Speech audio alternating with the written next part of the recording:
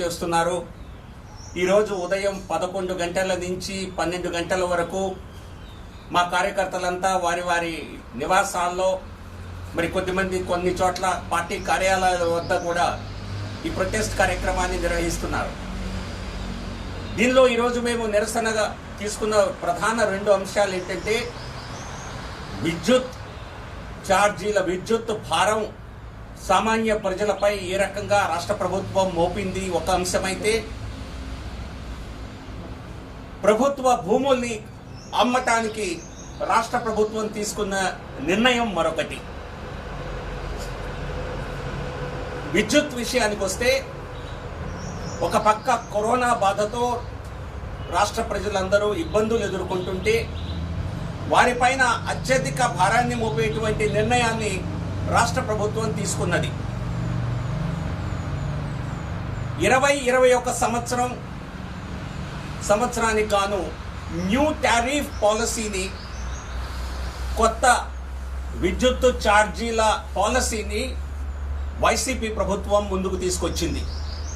దీని ద్వారా గతంలో ఏబిసి స్లాబ్స్ ఏవైతే ఉన్నాయో, ఏ స్లాబ్ అంటే అందరికంటే తక్కువగా విద్యుత్ వినియోగం చేసేవారు, అధికంగా పేద ప్రజలు, లోవర్ మిడిల్ క్లాస్ వారు, వారికి 200 యూనిట్ల వరకు మరి వారిని గ్రేడ్ ఏగా భావించి తక్కువ ధరకే విద్యుత్ వారికి ఇవ్వటం జరిగేది. దాన్ని ఇప్పుడు 200 యూనిట్స్ని 75 యూనిట్స్కి తగ్గించడం జరిగింది. సో అంటే దాదాపుగా మరి 70-80% మంది ఎవరైతే తక్కువ ఛార్జీలు, విద్యుత్ ఛార్జీలు ఇప్పటి వరకు పే చేస్తున్నారో వారిపైన మరి చాలా పెద్ద భారం పడబోతోంది. వారందరూ కూడా గ్రేడ్ స్లాబ్ ఏ నుంచి స్లాబ్ బికి వెళ్ళటం జరుగుతుంది. సో దాదాపుగా రెట్టింపు ఛార్జీలు వారు విద్యుత్ ఛార్జీలు పే చేయవలసిన భారం వారిపైన పడబోతోంది. ఆల్రెడీ మరి గత 2 నెలలకు గాను ఏవైతే బిల్లులు ఇచ్చారో వాటిలో ప్రజలకు మరి కరెంటు షాక్ కొట్టేలా కరెంటు బిల్లులు ఇవ్వటం జరిగింది. కొత్తగా స్లాబ్ ఏ ఏదైతే ఉందో 75 యూనిట్స్ వరకు, దానిలో కూడా 50 యూనిట్స్ వరకు ప్రతి యూనిట్కి ₹1.45, ఆ తర్వాత 75 యూనిట్స్ వరకు ₹2.60 ఛార్జ్ చేయబడుతుంది. అలాగే స్లాబ్ బి వారికి మొదటి 100 యూనిట్లకి ₹2.60, ఆ తర్వాత 100 యూనిట్స్కి ₹3.60 ప్రతి యూనిట్కి ఛార్జ్ చేయబోతున్నారు.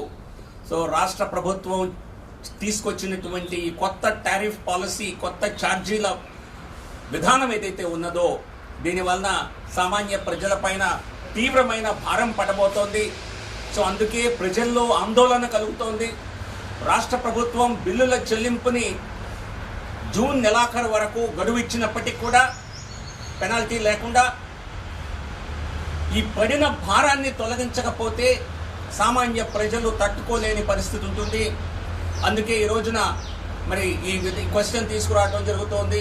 ఈ 2 ప్లకార్డ్స్ చూడండి, అడిగాం చూసారా, జగన్ రావాలి అన్నది విద్యుత్ షాక్ ఇవ్వటానిక, జగన్ వచ్చాడు కరెంటు షాక్ ఇచ్చాడు అని. సో కాబట్టి వైసీపీ ప్రభుత్వం, రాష్ట్ర ముఖ్యమంత్రి జగన్మోహన్ రెడ్డి గారు ప్రజలపై మోపిన ఈ భారాన్ని తొలగించే విధంగా మరి విద్యుత్ న్యూ టారిఫ్ పాలసీ ఏదైతే ఉందో దాన్ని సవరించాలి అని చెప్పి మేము భారతీయ జనతా పార్టీ తరఫున డిమాండ్ చేస్తున్నాం.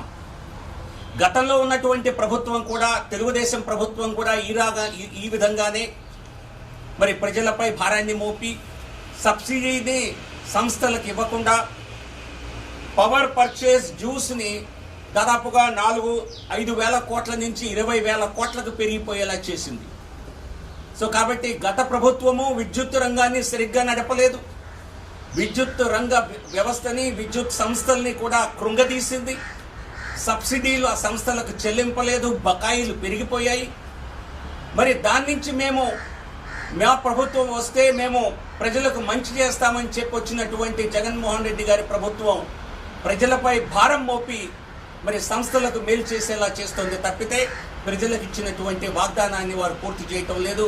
సో కాబట్టి తప్పనిసరిగా ఈ కొత్త టారిఫ్ పాలసీని దాని నుంచి వచ్చినటువంటి ప్రజలపై భారాన్ని తొలగించాలి అని భారతీయ జనతా పార్టీ డిమాండ్ చేస్తోంది. అలాగే రాష్ట్ర ప్రభుత్వ భూములు ఏవైతే ఉన్నాయో ప్రభుత్వ భూముల్ని మరి ధారాదత్తం చేయటం, వాటిని అమ్మి వేయటం, మరి పథకాల కోసం నిధులను ఏర్పరచుకోలేక మరి ఇటువంటి ప్రభుత్వ భూములను అమ్ముతున్నామని మీరు చెప్పేటువంటి నిర్ణయం రాష్ట్ర భవిష్యత్తుకి ఘాతకంగా మారనుంది. తెలుగుదేశం ప్రభుత్వం భూముల్ని మార్టిగేజ్ చేసి మరి వ్యవస్థల్ని కుంగదీస్తే ఈ ప్రభుత్వం ఏకంగా మరి వైసీపీ ప్రభుత్వం వాటిని అమ్మాలని చూస్తోంది రాష్ట్ర ప్రభుత్వాలని. ఈ రకంగా ప్రభుత్వ భూములను అమ్మేస్తే భవిష్యత్తులో మనకు కావాల్సినటువంటి సంస్థలను ఏర్పరచుకోవాలన్నా, సోషల్ ఇన్ఫ్రాస్ట్రక్చర్ తీసుకోవాలన్నా, స్కూళ్ళ నిర్మాణం జరగాలన్నా, హాస్పిటల్స్ నిర్మాణం జరగాలన్నా ప్రభుత్వం దగ్గర భూములు లేకుండా పోయేటువంటి పరిస్థితి ఉండే అవకాశం ఉంది. సో కాబట్టి ప్రభుత్వ ప్రజల మరి భవిష్యత్తుని దృష్టిలో పెట్టుకొని, భవిష్యత్తులో కావాల్సినటువంటి రిక్వైర్మెంట్స్ని దృష్టిలో పెట్టుకొని ఈ ప్రభుత్వ భూముల్ని అమ్మేటువంటి కార్యక్రమాన్ని కూడా మరి రాష్ట్ర ప్రభుత్వం ఇక్కడితో ఆపేయాలని భారతీయ జనతా పార్టీ డిమాండ్ చేస్తోంది. ఈ రెండు ప్రధాన విషయాలని ఈరోజు తీసుకొని మేము ప్రజల ముందుకి నిరసన దీక్ష చేయడం కోసం ఈరోజు వచ్చాము. ఈరోజు నా నివాసంలో ఢిల్లీలో నాతో పాటు మా భారతీయ జనతా పార్టీ సీనియర్ నాయకులు, భారతీయ జనతా పార్టీ ఆంధ్రప్రదేశ్ రాష్ట్ర వ్యవహారాల కో-ఇన్ఛార్జ్ సునీల్ దియోధర్ గారు, మేమిద్దరం కూడా ఈ నిరసన దీక్షలో ఇక్కడ పాల్గొంటున్నాము. అలాగే వేల సంఖ్యలో భారతీయ జనతా పార్టీ నాయకులు, కార్యకర్తలు రాష్ట్ర వ్యాప్తంగా ఈ నిరసన దీక్షలో పాల్గొంటున్నాము. రాష్ట్ర ప్రభుత్వం తాను చేసినటువంటి ఈ ప్రజా వ్యతిరేక నిర్ణయాలని వెంటనే వెనక్కి తీసుకోవాలని, తద్వారా ప్రజల్లో వచ్చిన వ్యతిరేకతని నుంచి తమను తాము రాజకీయంగా కాపాడుకోవటానికి కూడా మరి ముందుకు రావాలని రాష్ట్ర ప్రభుత్వాన్ని డిమాండ్ చేస్తున్నాం. Today's protest, Bharatiya Janata Party, Andhra Pradesh cadres and leaders are protesting across the state of Andhra Pradesh against two anti-people decisions made by the YCP government in Andhra Pradesh. One of these relates to the revision in power tariffs, in the power slabs. In the new tariff policy announced by the Andhra Pradesh government, the slabs for power tariffs have been stealthily revised.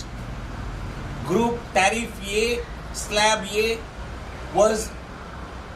was given the concessional rate of power up to 200 units earlier. Today, the concessional rate of power will only be available to people who consume less than 75 units per month. This will make a large number of those who were earlier in Slab A. Now they will be considered to be a part of Slab B, where they will end up paying more than double the price for every unit of power they consume. And this is certainly going to burden the common man in Andhra Pradesh. The bills that people have received for the last 2 months are several times more than the bills that they usually were getting before the lockdown. The power consumption in lockdown may have increased slightly, 15%, but the bills have got more than double.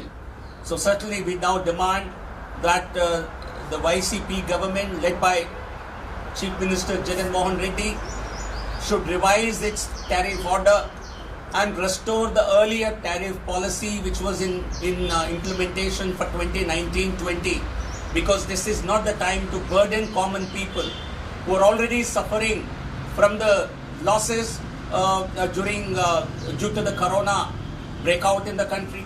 So certainly the common people need to be given relief and not to be burdened with higher power tariffs. And as regards the second issue, Andhra Pradesh government has decided to sell select parcels of land in Visakhapatnam and Guntur to fund its populist programs. See, selling government land in this manner will certainly deprive the state of Andhra Pradesh and its people from the public use that these government lands can be put to in future. Government cannot sell away all its lands because that will really deprive it of expanding social infrastructure like setting up of hospitals, setting up of educational institutions, and for public infrastructure like bus stations, railway stations, so on and so forth. So certainly it's a decision that will hurt the future prospects and future interests of the government of the people of Andhra Pradesh. So we therefore demand that the government of Andhra Pradesh should reverse both its decisions and not really implement them further, because this will be detrimental to the interests of the people of Andhra Pradesh.